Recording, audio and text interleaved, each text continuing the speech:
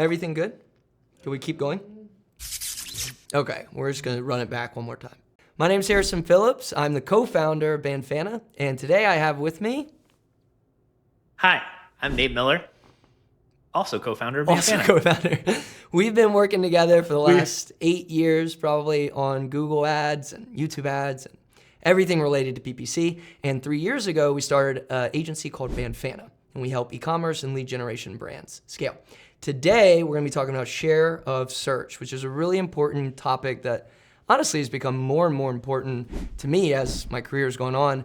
And it's a metric that can be used in a lot of different ways. And we're gonna talk about all the different ways it can be used today. One thing that share of search really helps with is it shows you your search volume for your brand on Google and how that's trended month over month, year over year, in a given country or in a given state, as an example. So we'll talk about that. We'll talk about how you're trending versus your competitors, how you're trending maybe versus things like retailers, which Nate, you have a lot of experience in. Mm-hmm, absolutely. Yeah. And understanding the differences between those, because really it is about the circles of the spheres that you create with share of search that indicate like your market share in that space. So it is really important to understand the different spheres and basically diagrams that kind of coexist in your space to understand if you're growing and what that actually means. Yeah, I think we're using share of search to kind of also look at a leading indicator of your brand's growth and maybe how healthy your brand is or how healthy it will be in 3 to 6 to 12 months down the line. So there's a lot of things to cover. The way we formatted this today is we're just gonna go over 6 basic questions as they relate to share of search, and we're gonna dive right in. So question number 1. What are the different use cases for share of search? And we're gonna bring up a slide here to talk about a client of ours and how they use it. So you can look at something like your brand versus itself year over year. So Nate, I'll let you talk about this since this is your client. Yeah, so really looking at the brand itself year on year is important because one, you can kind of see the differences between if maybe a particular region of like the US hasn't necessarily performed as well as you would have liked. So in this particular graph that I'm showing, you can see specifically Virginia seems to have dropped off significantly looking at year on year data and trying to analyze as to why this area has dropped off and what the importance of particular areas matter for this brand. Yeah, exactly. Like, are you growing in certain states? Are you losing volume in certain states? You know, some clients have physical stores, which help them grow, like from a foot traffic perspective. Some clients put a lot more CTV budget or top of funnel budget on Meta into certain regions when they're running geo holdout tests, things like that. So it is really interesting to look at your brand and say, okay, well, yeah, we're up 15% year over year, but we're actually down in this quadrant of the United States. And do we want to try to improve that? Or do we want to try to strengthen our winners? So that's a really cool way to look at it. Second way to look at it is your brand versus your competitors. And this is kind of the traditional view of share of search, which is like pick 5 to 10 of your competitors. And you know, a guide point for this is like not someone that's like an enterprise brand in your space if you're like a mid-market brand, or if you're a small brand, not, you know, the gigantic brand in your space, but 5 to 10 competitors that are similar size as you. Maybe a few brands that are up and comers, a few brands that are 2 to 3 or 4 times bigger, but other brands that are right where you are from a search volume perspective. You really don't want to compare yourselves to like the Nike of brands, because if you really do that, you're always going to be over encompassed, and you're literally going to get such a small fraction of that share of search that it really is important for you to look at your direct competitors, even though you want to be like looked at as the Nike. Yep, exactly. So that's another great use case of share of search. So for example, you can look at the year 2025. How did my brand grow or decline in search volume versus my competitors' brands? We'll give you a few examples. So we're gonna put up a slide here of law firms in Florida. And you can see some law firms are growing year over year, some law firms are decreasing. We're using a tool called My Telescope here, and we'll tell you a little bit about that later. That shows us also, okay, you grew 5%, but your market share actually grew 15% because other brands in your sphere lost search volume. So kind of cool ways to think about market share and, again, how you might be trending. The third way that we look at it, and we're gonna bring up another slide here, is your brand versus your retailers, which is kind of a cool way to So think about it.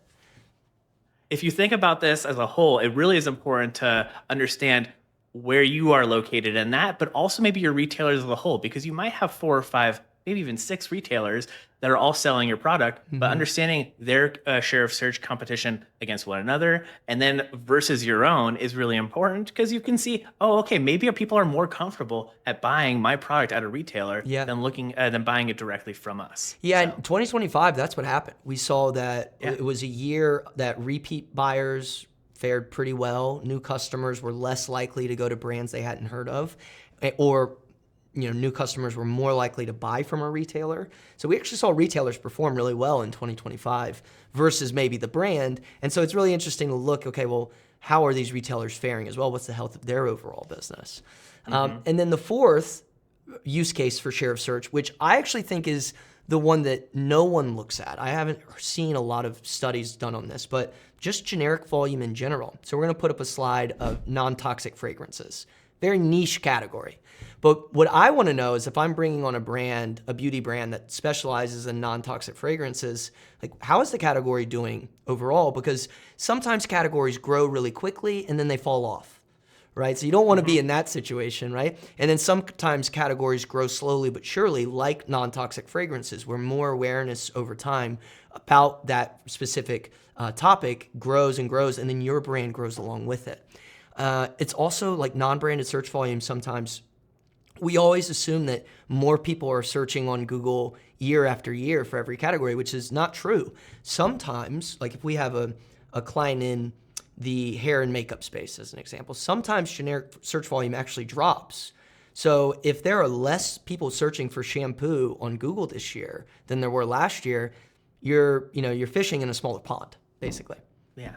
And then on the flip side, you could end up finding that there's a bunch of these newer terms of the way people are using different, search terms, language as a whole that have pop up that we need to, for example, incorporate that we haven't been incorporating before. Because we see those fluctuations happen all the time. Language very much changes over the course of time. So it's very important to understand the differences between all of those. Yeah, we've got a sunglasses brand, and we saw that aviator sunglasses last year. I don't know, maybe because it was like Top Gun or something. Aviator sunglasses in 2025 was like made a huge comeback.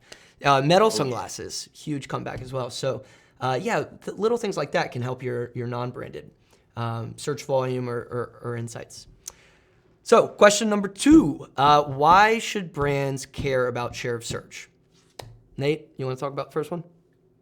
Yeah, so really it is, I would say, a leading indicator as to your overall possible organic revenue. It also gives you like a 6 to 12 month window of understanding how much traffic I'm getting, how much growth I can try and achieve, and how much revenue is attainable out there.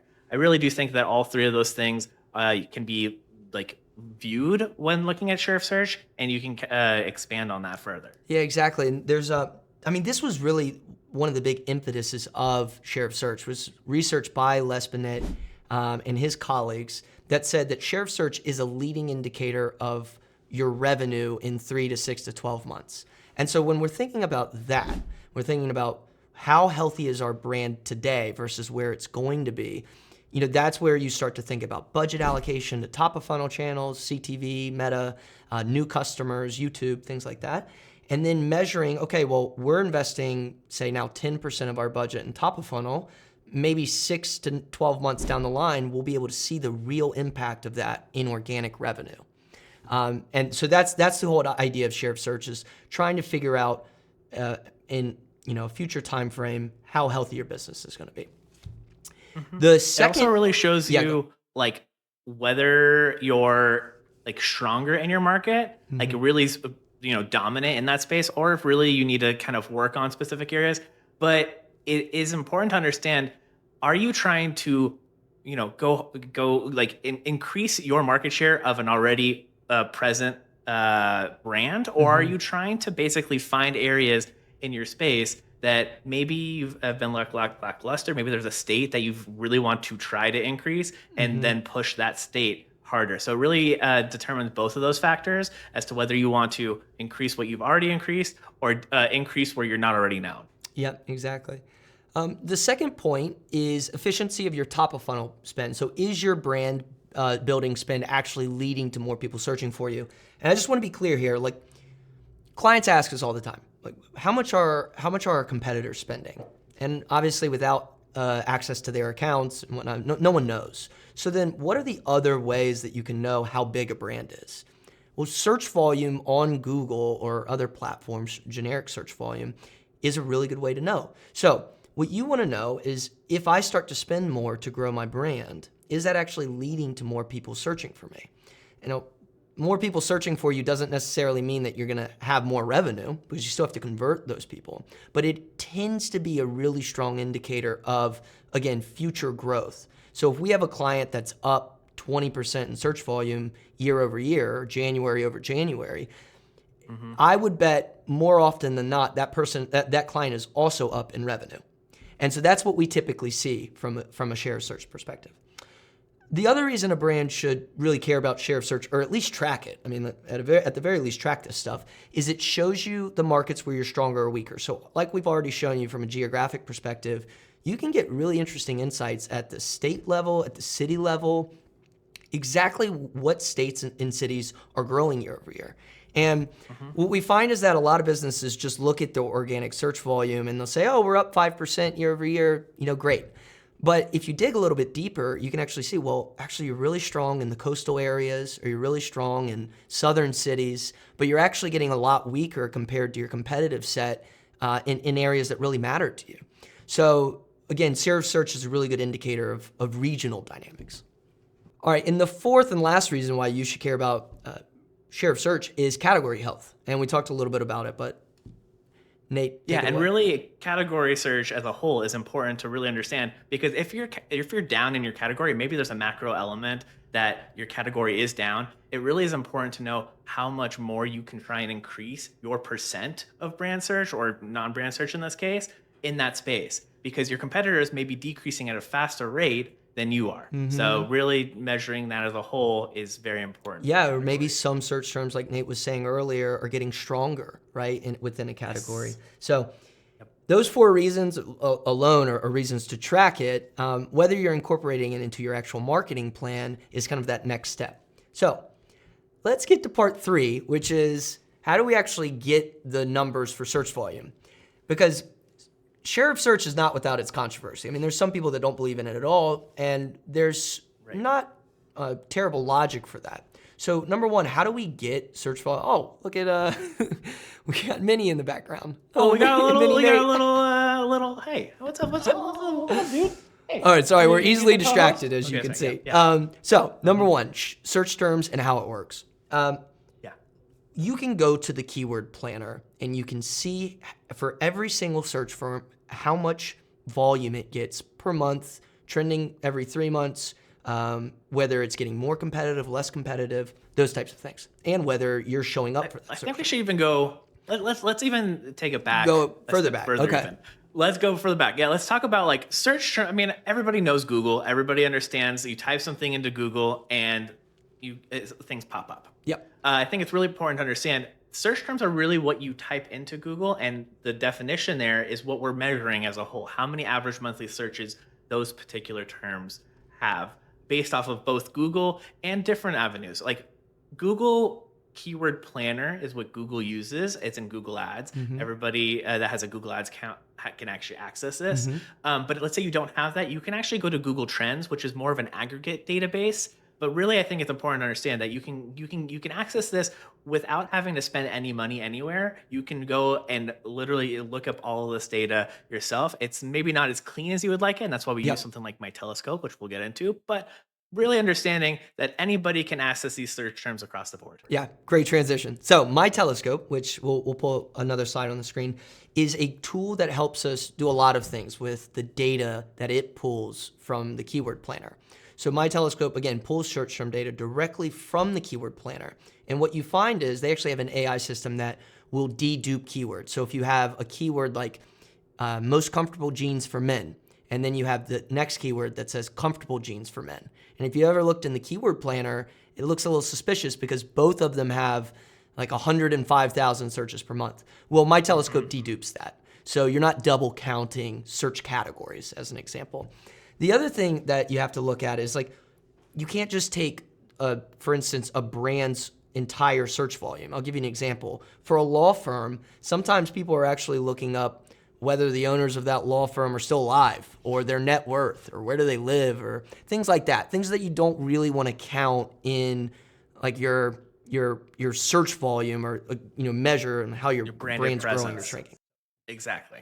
So for all of the criticisms of the keyword planner, many are valid. I still think it's a good directional measure of how well your brand's doing. And if you really want to spot check your brand specifically, just look at your Google Search Console and then look at what Google Keyword Planner is saying you got for that month. And typically I've seen like it's really close, like 80,000 searches versus 82,000. So again, directional, maybe not exact.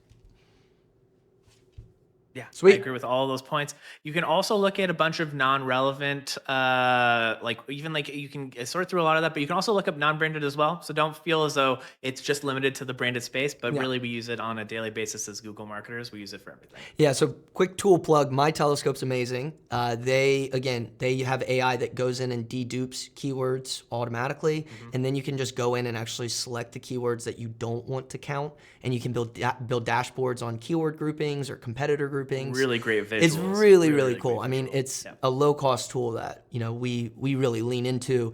Otherwise, it's just a lot of manual labor to either build keyword or share of search decks from the keyword planner, or try to build your own dashboard. So, quick tool plug. All right, part 4.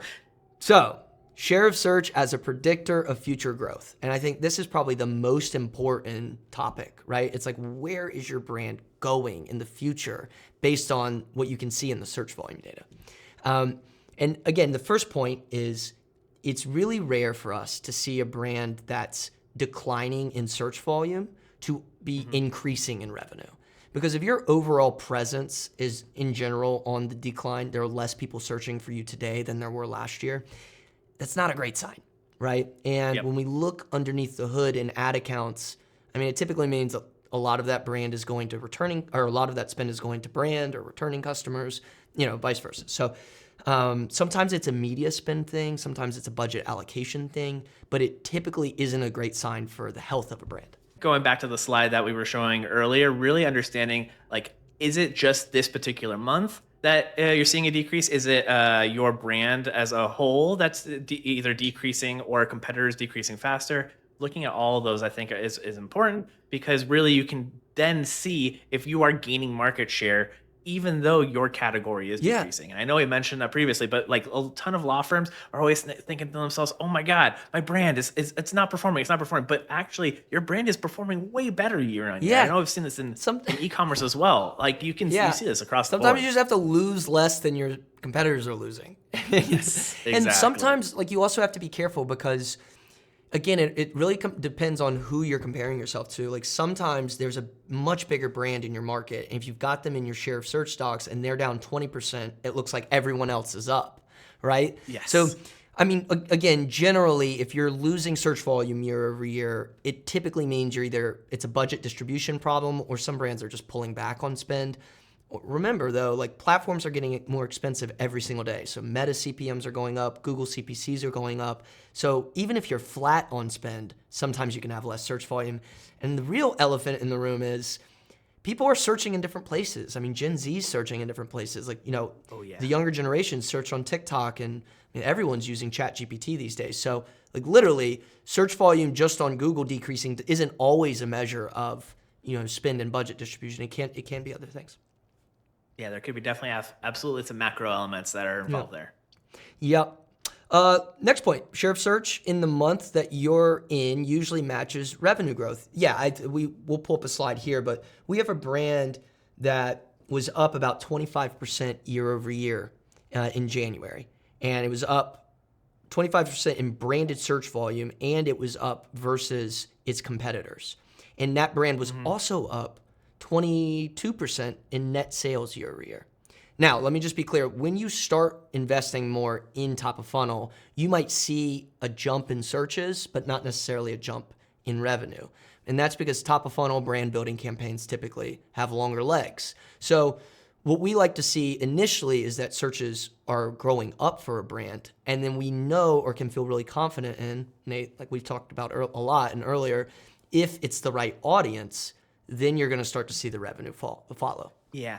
It's really, really important to, I think, break this topic down because audience at the end of the day, like we can drive traffic every single day all across all platforms. You can spend a ton of money on CTV, you can spend a ton of money on Meta, you can just drive a lot of traffic. But seeing that traffic convert as a secondary element, that's when you're going to look in, your Shopify's, even maybe if it's a CRM reporting tool for law firms, look and see if you have enough quality leads that are coming through to complement that. And that's really, really, really, really important to know that you can just buy a ton of traffic, but really at the end of the day, it really is important to make sure it's quality traffic and that the audience you're targeting and that you've created a persona and understand who your audience is. Exactly. So share of search is a future predictor of growth. As Nate was saying, there's a quality element to it, right? There's an element to it where if you're growing, your revenue is usually growing, which is why we really like to use it. If you're decreasing, maybe your competitors are still decreasing faster than you. So it's a good measure of market share in general. And again, you can use it as like a leading indicator of 3, 6, 12-month growth.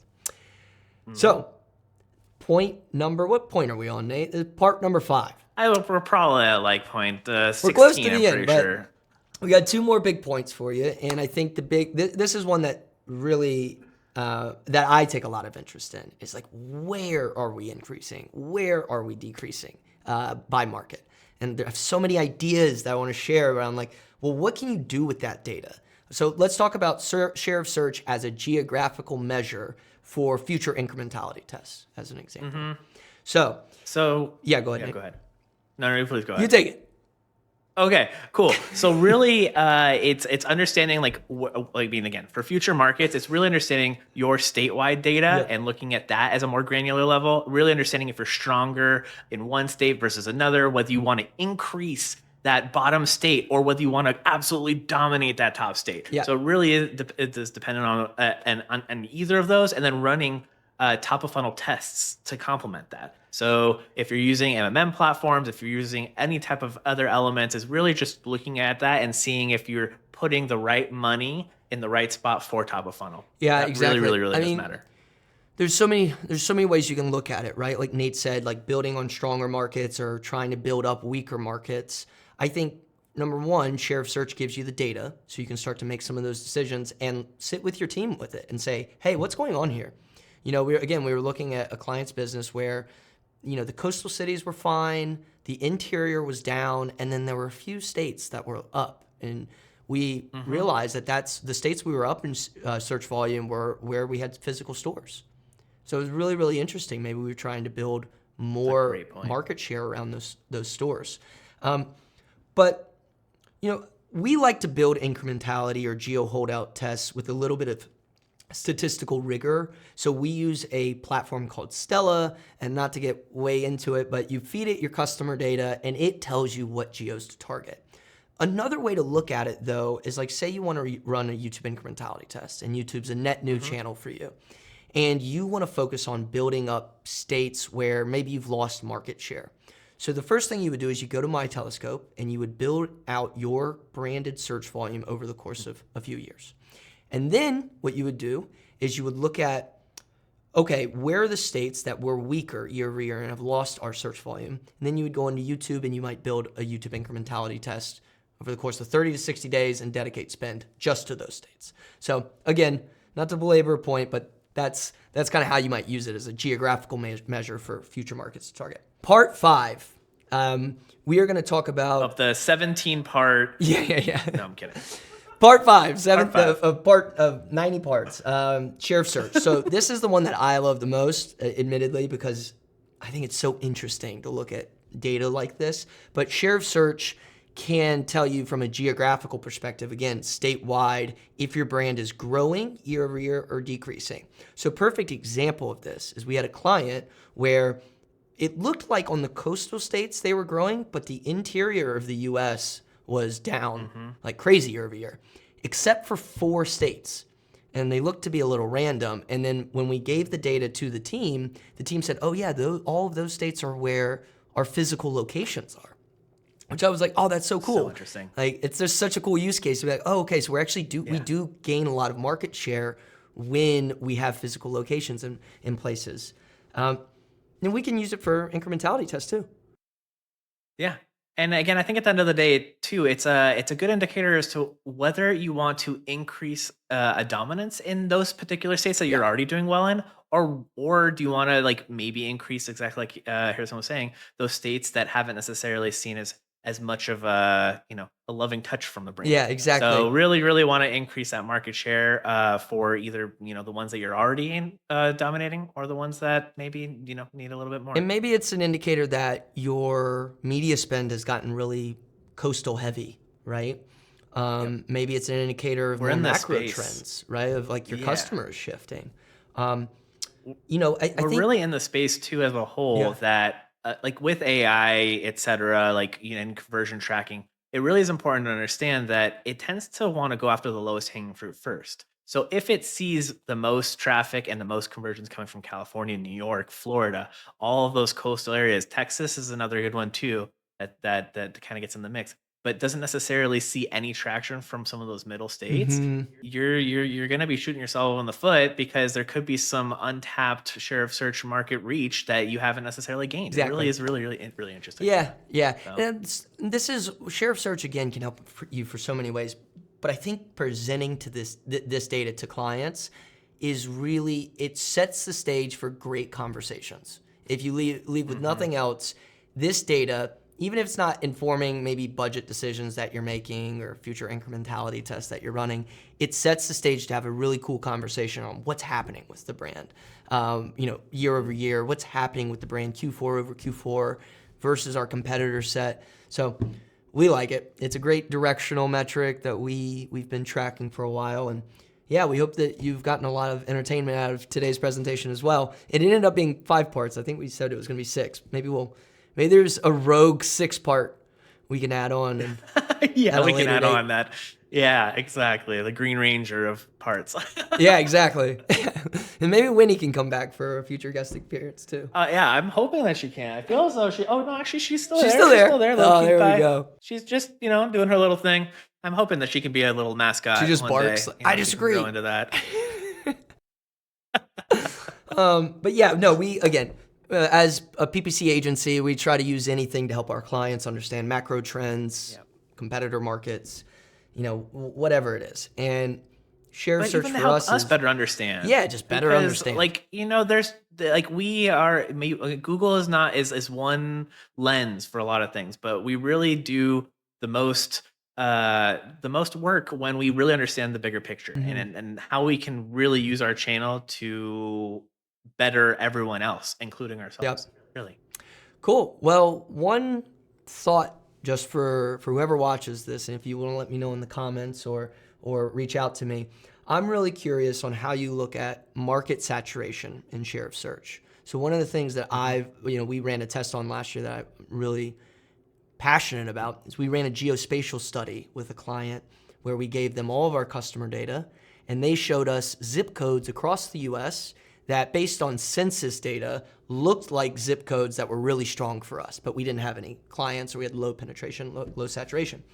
And so when I look at a share search statewide geographical map or citywide geographical map, and I see that we're down, or even if we're up, my head goes, well, how much of that market have we saturated already? So if we added that market to an incrementality test, would it actually, are we already kind of up against the highest percentage of customers we could gain from a market? So I think there's a lot of dynamics in that question, but if anyone has any ideas, let me know. That would be great. And we hope you've enjoyed it today. We're certainly going to be back to do more of these, but this is just a topic that we're really passionate about, and we wanted to chat with the world Also, if you have any other topics, if there are any topics that you guys want to hear about that that maybe we'd like to touch base on, please let us know. Yeah, exactly. All right. Banfana brief. We're out. Completed.